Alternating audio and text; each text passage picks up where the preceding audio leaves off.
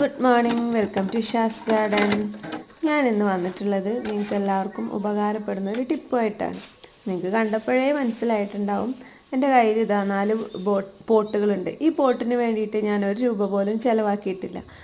ഞങ്ങളുടെ അടുത്തുള്ള കടയിൽ നിന്ന് ബോട്ടിൽ വാങ്ങിച്ച് അതുപോലെ 4ആയി കട്ട് ചെയ്തിട്ട് ഉപയോഗിച്ചിരിക്കുകയാണ്. വലിയ ബോട്ടിലായതുകൊണ്ടാണ് കേട്ടോ എനിക്ക് ഒരു ബോട്ടിനെ 2 പോട്ടാക്കിയിട്ട് മാറ്റാൻ പറ്റുന്നത്. അപ്പോൾ ഇങ്ങനെയുള്ള കാര്യങ്ങളൊക്കെ ചെയ്ത് കഴിഞ്ഞാൽ നമുക്ക് ₹1 പോലും ചിലവില്ലാതെ നമ്മുടെ ഗാർഡനിൽ ഉള്ള ചെടികൾ തന്നെ നമുക്ക് കൂടുതൽ പ്രൊപ്പഗേറ്റ് ചെയ്തെടുത്തിട്ട് നമ്മുടെ ഗാർഡനെ മനോഹരമാക്കി നിർത്താനായിട്ട് സാധിക്കും. ഒരു കാര്യം മാത്രം മതി, അധ്വാനിക്കാനുള്ള ഒരു മനസ്സുണ്ടെങ്കിൽ നമുക്ക് ഇതുപോലെ എന്തെങ്കിലുമൊക്കെ ചെയ്തിട്ട് നമ്മുടെ ഗാർഡനെ മനോഹരമാക്കി മാറ്റാൻ സാധിക്കും.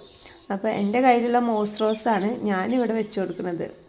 ഇത് നല്ല ചെറിയ റോസാപ്പൂക്കൾ വിരിഞ്ഞ് നിൽക്കുന്ന പോലെ ഉണ്ടാവട്ടെ ഈ മോസ് റോസ്. പക്ഷേ ഇതിലിപ്പോൾ പാരസൈറ്റ് കയറിയിട്ട് എന്തോ ഇപ്പോൾ പൂക്കുന്നില്ല. നല്ലോണം പൂവിടുന്ന ടൈമാണ്, പക്ഷെ പൂക്കുന്നില്ല. അപ്പോൾ ഞാനത് മൊത്തം റീപ്ലാന്റ് ചെയ്ത് കൊടുക്കണം എന്നുള്ളൊരു ഐഡിയയിലാണ്. അപ്പോൾ ഞാൻ ഈ പോട്ടിക്ക് അതിൻ്റെ തന്നെ പീസുകളാണ് വെച്ച് കൊടുക്കുന്നത്. നിങ്ങൾക്ക് ഇഷ്ടമുള്ള പിന്നെ പ്ലാന്റുകൾ നടാം. ഇനി പ്ലാന്റുകൾ നടാൻ താല്പര്യമില്ലാത്തവരാണെങ്കിൽ പച്ചക്കറി നടാം, എന്ത് വേണേലും ചെയ്യാം. അപ്പോൾ ₹1 ചിലവില്ലാണ്ട് നമുക്ക് ഇതുപോലെയുള്ള പോട്ടുകൾ ഈസി ആയിട്ട് നിർമ്മിച്ചെടുക്കാനായിട്ട് സാധിക്കും.